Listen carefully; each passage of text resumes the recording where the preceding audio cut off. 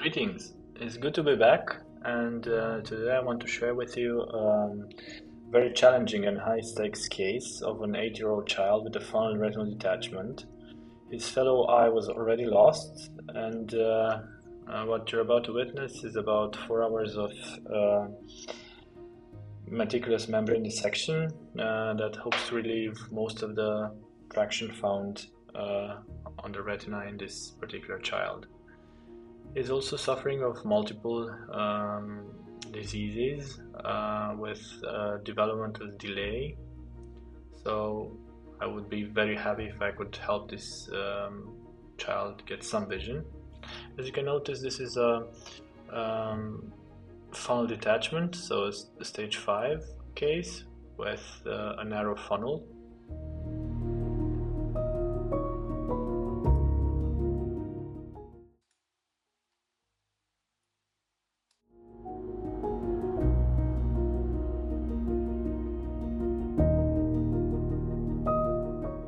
The posterior pole shows some contour with visible vascular arcades and a little bit less stenting centrally. However, the peripheral retina is stiff and fibrotic folds remain. And actually in this ROP, advanced ROP cases, you need to have a stepwise rescue plan. And my plan was to prioritize the anatomical release of traction and to avoid any iatrogenic damage, like breaks that are actually catastrophic in these cases, and also allowing delayed passive reattachment through the glial relaxation that sometimes occurs in these cases.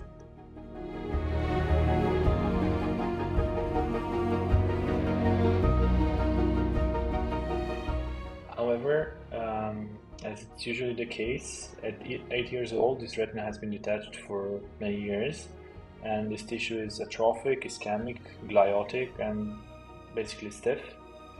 So, retinal shortening in long-standing funnel detachment, actually the retina shrinks in length, so it's not just about traction anymore.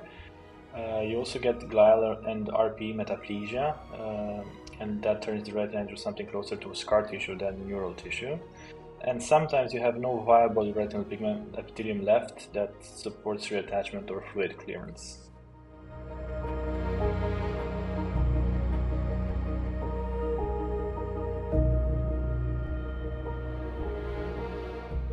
So actually, in these cases, you're just giving the eye a surgical chance where actually biology had long since decided otherwise. Anatomical success in stage 5 ROP is quite rare, and functional success is almost close to zero. However, you can achieve structural globe preservation, and of course you offer the child everything that is actually possible. There's some requirements for this surgery, of course. It's always performed under general anesthesia. You'll always need bimanual dissection as the membranes are very adherent. You have to refrain on pulling hard on these membranes, as you can actually induce iatrogenic breaks that end your case. You'll need, however, to remove as much as the membranes as you can, and you can achieve that by using chandelier light and bimanual instrumentation. Of course, for vitrectomy, small gauge instruments, in this case I use a 20 gauge cutter, also provide less chance of iatrogenic damage to the retina. However, I would not feel confident using a vitrectomy probe so close to the retina. There's also need to use triamcinolone, as often as you seem suitable, or blue dyes, which you will see me use during this surgery.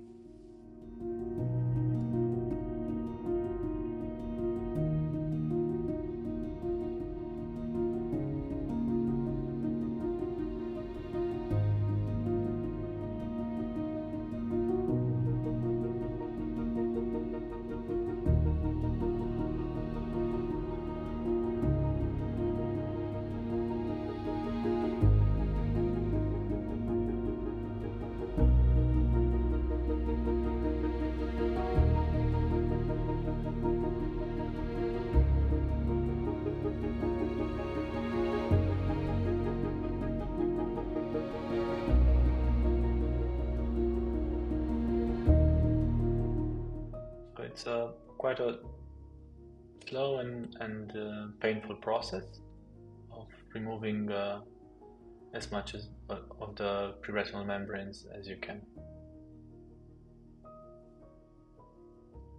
For this particular case, I wanted to do a lens-sparing vitrectomy, but then I saw a lot of condensation that was behind the lens, so I decided to, in order to make the vitrectomy as complete as I could, just to remove the natural lens as well and implant an IOL in the same procedure.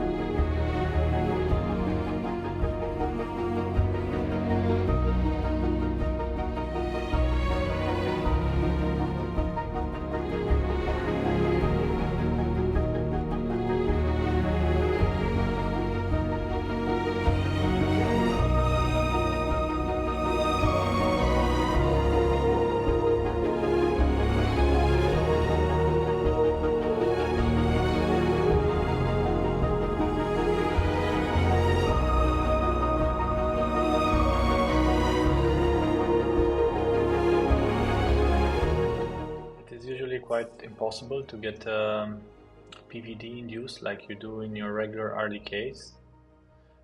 So actually you remove bands of the posterior hyaloid or the membranes, as you cannot pull hard on the posterior hyaloid just to detach it to the aura. That will actually create a lot of breaks. So sometimes you have to accept that you're leaving some of the membranes behind just to be able to avoid creating any iatrogenic breaks.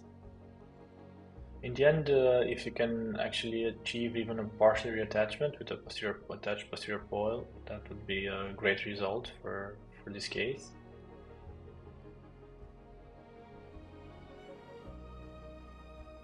And you always want to remove more membranes, and that's kind of the point, not to be too aggressive, but still remove as much as you need so you can get a posterior pole flat.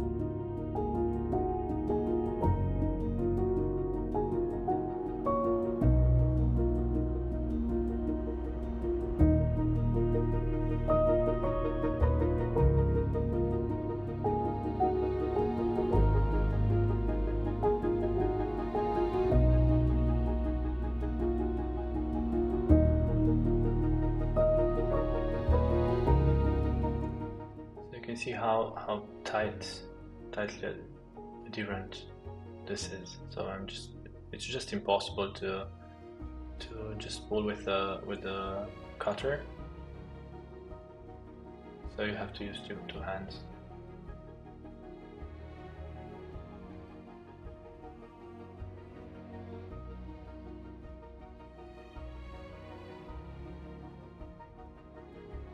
And sometimes using two forceps pulling opposite direction works the same.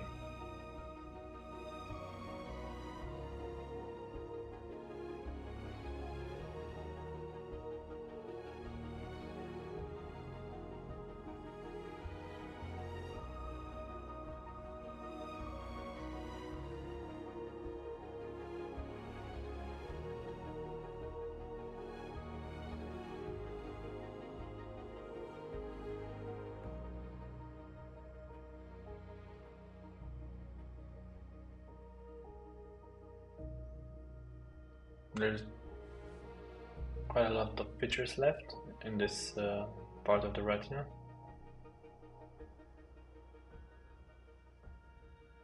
So Actually, this is working bimanually. I'm indenting with my right eye and performing vitrectomy with my left hand.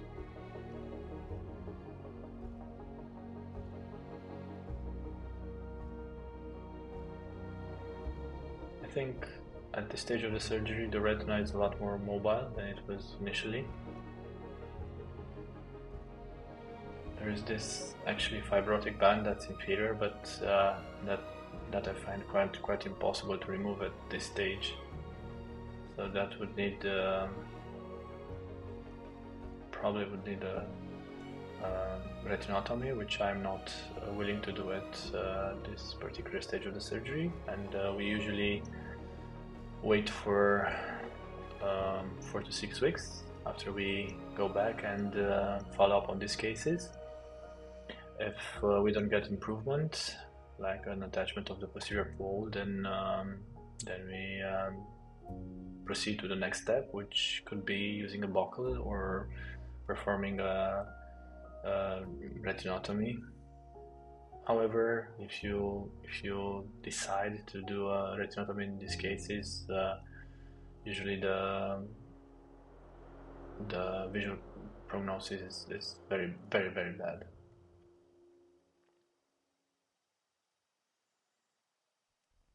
This is very tightly attached, this fibrotic band.